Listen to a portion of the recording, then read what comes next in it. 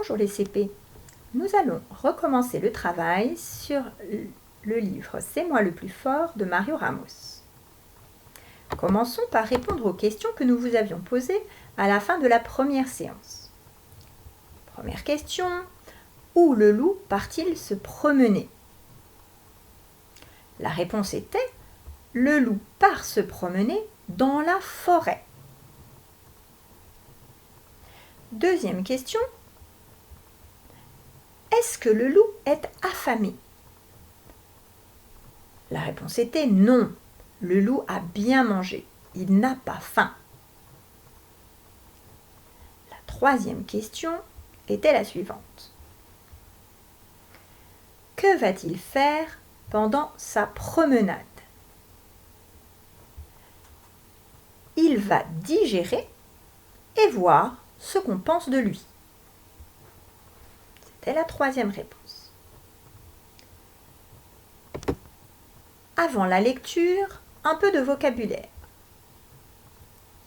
Un lapin de Garenne. Vous en voyez la photo ici. Une oreille. Ici sur votre écran. Quelques mots utiles un peu compliqués. Essayez de les lire avant moi. Mettez sur pause si vous avez besoin d'un peu plus de temps. Incontestablement, pardon. Incontestablement. Oreille.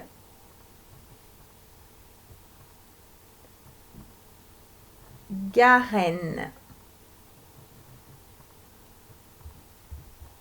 Belle. Maître. Absolument.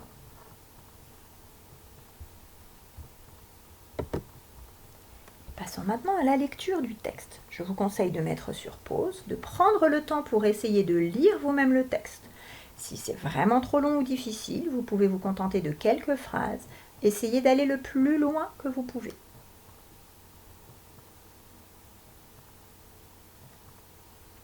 Je vais maintenant vous le lire. Il rencontre un joli petit lapin de Garenne. « Bonjour, belles oreilles. Dis-moi, qui est le plus fort ?» demande le loup. « Le plus fort, c'est vous, maître loup. Incontestablement et sans aucun doute, c'est absolument certain, » répond le lapin.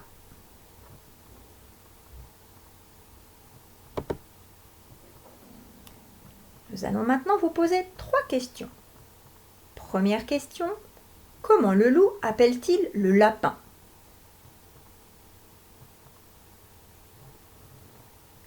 Deuxième question, quelle est la question que le loup pose au lapin? Troisième question, à la place du lapin, que ressentirais-tu? Pourquoi? Si tu n'as pas trouvé la réponse à certaines de ces questions, regarde à nouveau le texte de la page suivante, de la page précédente que tu viens de lire, et tu y trouveras toutes les réponses. Nous verrons dans la prochaine vidéo quelles étaient les bonnes réponses et tu pourras voir si tu avais bien compris. À bientôt!